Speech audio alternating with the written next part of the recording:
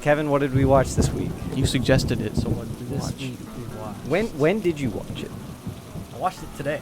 I watched it this morning. You never say what we watched the whole time. What did you watch, Kevin? What did you watch this morning today? I watched a film on Netflix. The one we talked about last week. Oh yeah, that's the one we are going to talk about. That is That's the the one one we're we're going to gonna talk talk about. It's the new film by Raid Guy, Gareth It's the Evans. new film by Gareth Edwards' brother. Well, so Made that's that so we got to joke last distinguish week. Raid Guy from Raid Guy. Raid Guy is the guy in the raid who kills everyone. Well, I mean, I'm gonna. This is gonna be my thesis for the review: is that Raid Guy, the director, really proved that he is like worthy of the title of Raid Guy with this movie. He could be Raid Man. Raid Man. He's maybe Raid Man and Raid Guy's Raid Guy. Because I Right. feel like Raid Guy's like he's just the superhero Raid Guy. Yeah, You know? but I Or think more raid dude. my overall theme of this review is that the director really proved to me that he is not just he didn't just direct the Raid movies, he directed the Raid movies, you know? Yeah. Yeah, like he definitely has some chops. He wasn't a passerby. You can No. definitely tell In it's the same success of guy. the raid. Yes. So Kevin, we watched Apostle. She spit it out, Kevin. We have an intruder on our land. We have to find him.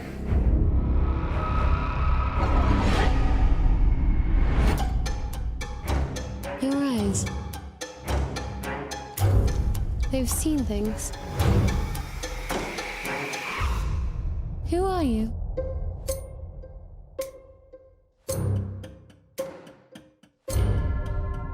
He shall be cleansed according to the edict of this land. The promise of the divine is but an illusion. God is pain. God is suffering. Beware false prophets which come to you in sheep's clothing, but inwardly they are ravening wolves. Let us begin. So going into it, I didn't know anything about it besides it's the guy that made the raid, made this movie. So I was like, all right, I'll watch it. Like, I might as well. Like, I have no reason not to. He's 'cause purchased your ticket. Yeah, he's purchased my ticket because he made the Raid 1 and the Raid 2, and the Raid 2 is the greatest movie He ever actually made. still has. He now has 3 tickets that. Yeah, he I now have another ticket to spend. Yes. I liked it a lot.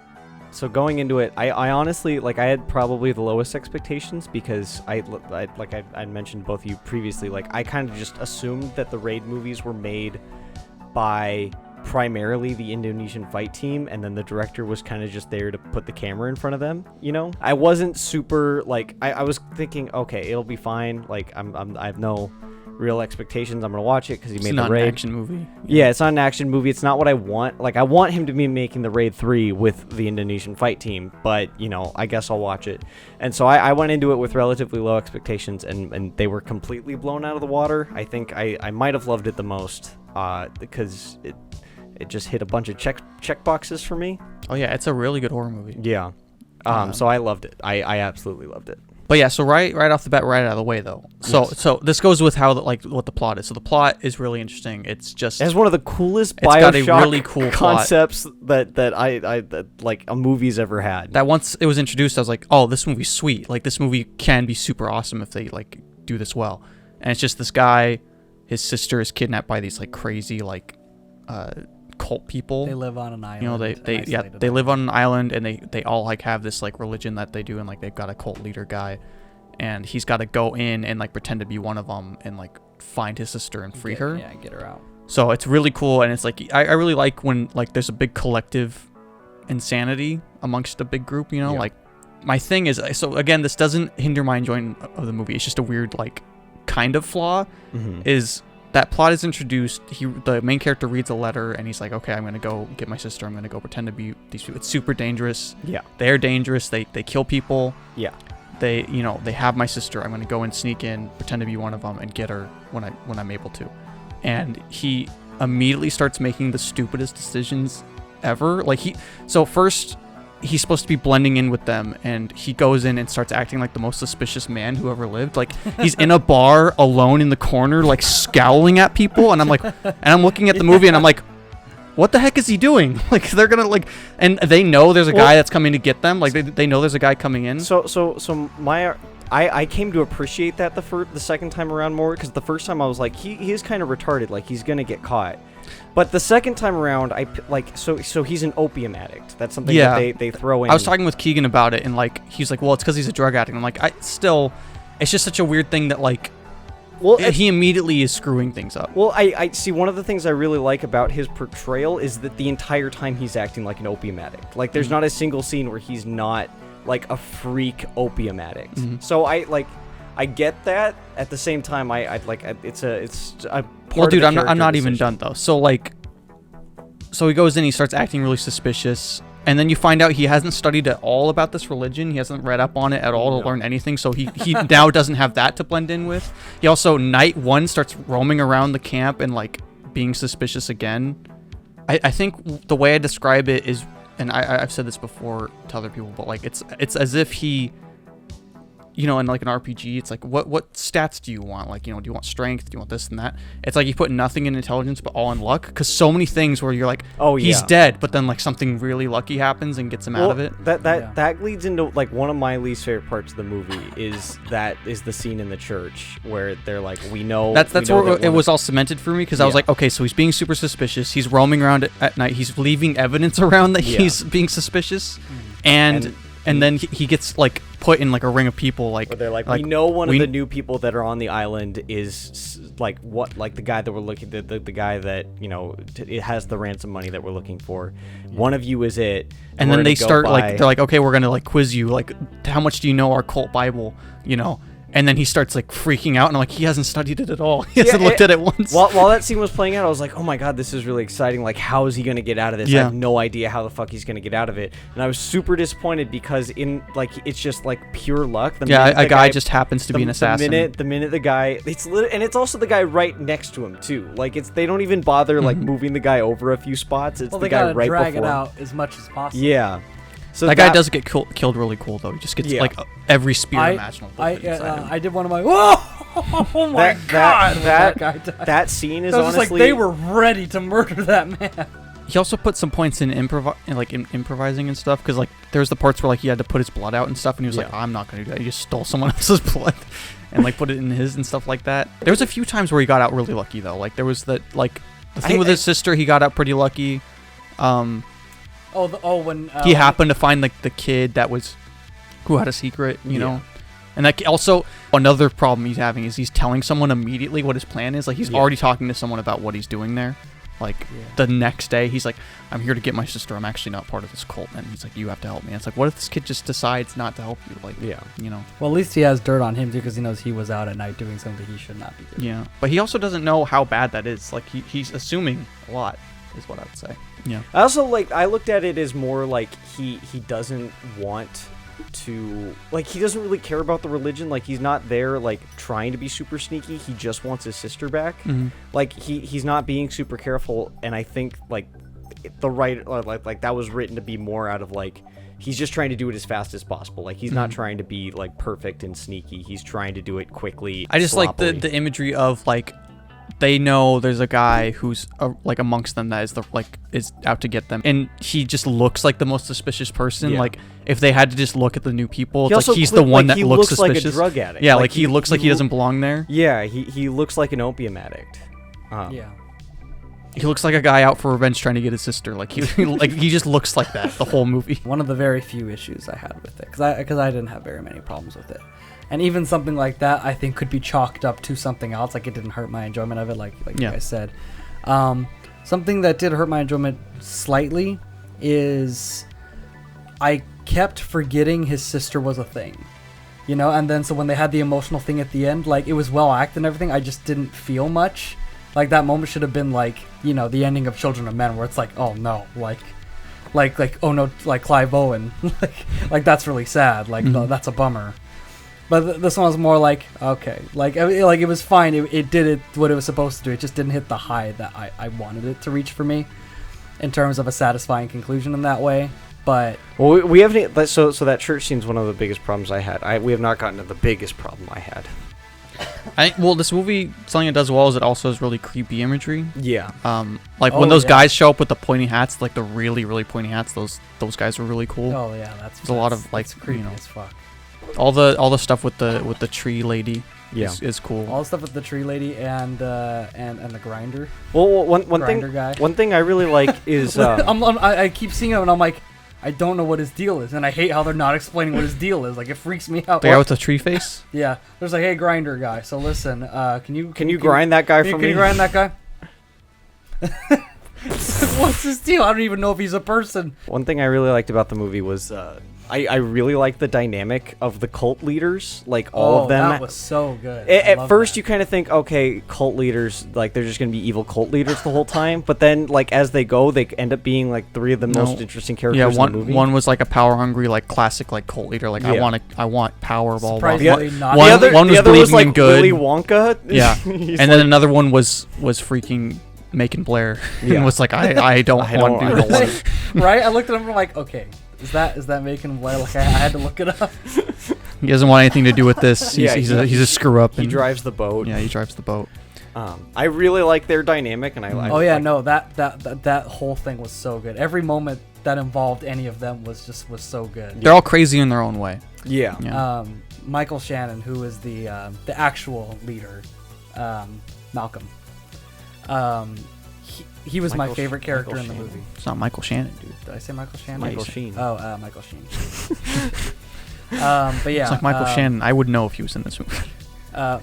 Yeah, Michael Sheen's character Malcolm was my favorite character in the movie. Oh yeah, no, he's absolutely he's so much more layered than you think you're gonna get of a character. Yeah, in no, this movie. especially the first time you see him, you're just you're like he's going to be this guy. Well, and also like he's whole like people can't know I'm killing people. The whole cult in general is just kind of like way nice. Like they're not evil people. Like they're not evil Satan worshipping cultists. They just like, look like they are. Yeah, they're on an evil island. They're just communists. Like they're all regular people. It like you find out midway through the movie that most of the people on the island don't even know that this whole plot's going on. Like it's happening completely without them knowing. And yeah, like you said earlier, it is very Bioshock-esque. Yes, it's very much character goes into a situation after a specific thing and then enters this world where there would have been a utopia. Yeah, but there isn't. What's your big issue, dude? Well, my big issue's at the end. Then just do it, dude. Whatever. Okay. Well, I thought the end was stupid. Okay. I thought I'd like just the ending. Well, so like Kevin, I didn't think that the main character's death was super weighty. I was like, okay, he's dead now. And then at the end, he becomes a bush or whatever, and I was like, fuck this. This is stupid. No, I don't want. At the end, him he to became the new god. Right. Yeah. Well, I know, but that's which was why she wanted his blood so bad. Well, I think the intensity is ramping up a bunch, and then it kind of has it tries to go for this like poignant thing, like but it just kind of ends, flutters. Because like then the cult leader guy shows up, and it's like, oh, this is his whole life's work is leaving. Well, I really want the cult leader walks up, and I was like, okay, cool, we're gonna get a nice scene where the cult leader he has a John Hammond moment from the end of Jurassic Park where he's like, oh, I admit I fucked up. I was hoping for something like that. I don't even remember what he says to him. I don't even think he says anything. Do they not say anything to each other? No. They don't say anything. Yeah. Oh, well, there you go. Exactly. So that was my least favorite part of the movie. Again, I fucking loved it. But endings this year in general haven't been very good. Suicide Squad? Captain America 3 Suicide War, dude. That had a good ending. Yeah, no, I'm just saying, like, a lot of good movies this year I've been, like, disappointed with the ending. Yeah, I really like the movie, and, like, all of my problems with it don't really, like, I would highly recommend it for, a Netflix movie that's 2 hours. But, like, it does the thing that I talk about in The Ritual, where, like, I wanted the main character to become more of a hero. Like, I wanted him to kind of just take the world, the situation that he's been given and fight against it instead of just run away from it. And I think this movie kind of has that inherently because of the raid guy. There's some really cool action scenes in the movie, which is weird because you wouldn't think a horror movie. There's a few parts where you're just like, oh man, look at that kill. Oh, that was crazy. Oh yeah, no. And sometimes I literally wanted to look away because it was so and the awful main character gets shit on. Like it does. It stands in with a long history of horror movie heroes that just get their body destroyed. Oh yeah. Because he is fucked up by the end of this movie. Yeah, no, he is fucked up in a lot of ways. One thing this movie is just gross. Like some of the special effects are. The part where a guy gets a really like gross. archaic drill into his brain, and they just take like like an Apple So like decorers. the decorers, yeah. And they basically just do that into his brain. That whole torture thing is like the punchline of a sick joke, because at the like the apple core his brain, and then they just put like a little flower petal or whatever in it, and they're like, "You're pure now," and then and not only that, and he's just like he was dead for most of it. Yeah, I think I'm starting to understand this movie we're talking about, or like how I feel about it.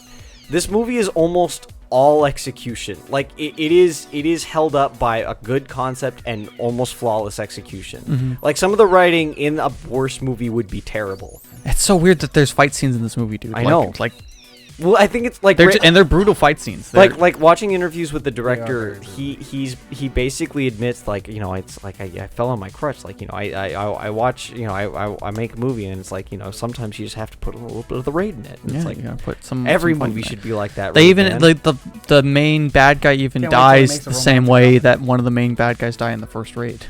The whole time I was watching, I was just like, this movie is so metal. Yeah. Like, honestly, like they just like they go hardcore literally in every chance they get. They're like, so he goes into a river. It's blood. I might give this movie the award for the best cinematography I've seen in a Netflix movie. We both did the same. Is there? As Wait, if hold on. the answer was on the ceiling. Hold on. What's gonna beat it? Bright? No, it's not right. I'm just saying. I'm thinking. There's been a lot of things that came out on Netflix, dude. Yeah. No, Mute. Yeah, what about Mute, idiot? Oh, you're right. Sorry, I can't. I lied. It's Mute. This Better movie than has fucking Impossible? awesome cinematography, though. This movie, I know, like, there were some shots, and I was like, that was a fucking sweet shot. Like, remember when it flips over and it like there's the burning cross, and Oh, that was such a an good shot. awesome shot. Is there any other good Netflix movie? I know there's like No. one other good Netflix movie, isn't there? Like one? Isn't there one? Oh, no. Dude, Death Note, idiot. Oh, I'm an idiot. You're right. I forgot about Death Note. I am the only one that has forgotten about Death Note. First Smash. There's so much garbage that nobody has seen. There is. Dude, just think, I mean, Netflix just released that new Yeah, horror that's TV it. show that it's been advertising everywhere, where it's like, Netflix is releasing the scariest fucking thing that's ever been The released. Haunting of Hill House. Yeah, there's trailers everywhere The where it's heck are you like talking people about? are literally sitting in their homes shitting themselves. They are running out of their homes in fear. I'm not even kidding you, dude. Like, there's advertisements that are doing that same thing where it's like people are running away in fear, but it's about Netflix, so you're like they're running out of their homes in fear. Out of the living room. Netflix has like stuff that they advertise, and then they have stuff that they don't. This was Apostle and The Night Comes for Us like slid under the table. Night Comes for Us was at TIFF, I think. Like it was at Toronto. I think that's like its only thing that like got any buzz. So it went through a whole film festival with those aspect ratio. I guess so, bugs? dude. I don't know. I God guess. Damn. How does that happen? I don't know. But yeah, I think this movie's sweet, dude. I think it's really refreshing, even like, you know, like with this. I think October's been really good to us Honestly, in general. it is the for me, it's come the closest to bringing up 2018's score. I don't think 2018 will ever recover. I just think it'll be on the upswing from now on. Like Well, the Raid guy definitely, he put in us all, as far as veteran directors that, you know, were trying to save 2018, Raid Man definitely put in a solid Gareth offer. Evans. Yeah. Out of all the directors we like that tried that to, tried to out, save 2018. like he did probably the best out of what I can think of right now. I'm gonna Possession's do not on that a zombie triple feature, or not like you I was choose one. hoping for a zombie movie, specifically one zombie movie. I'm hoping you're gonna say the zombie movie that I want to watch. What? I will see if you say it. All right, Train to Busan. That wasn't it. Wait, what do you want? Go ahead, keep going, dude. I Okay. can't tamper your Okay, picks. I will after, but Train to Busan. all right. It's not gonna be Day of the Dead. Are you kidding me? You're not gonna put Day of the Dead in there? How dare you? You know, they're making a sequel to Train to Busan. 28 days later, because we've all seen it. You're gonna put 28 Days Later, not the Day of the Dead? Okay, fine. And Day of the Dead. What was your other third I one? didn't have a third one. I was hoping I'd think of one by the time. Well, there you go, Day of the Dead. It's not It looks Day like of we're the seeing Day of the Dead, guys. And you, I'm gonna watch Day of the Dead tonight. He's rewatched it every time it's come up as a suggestion.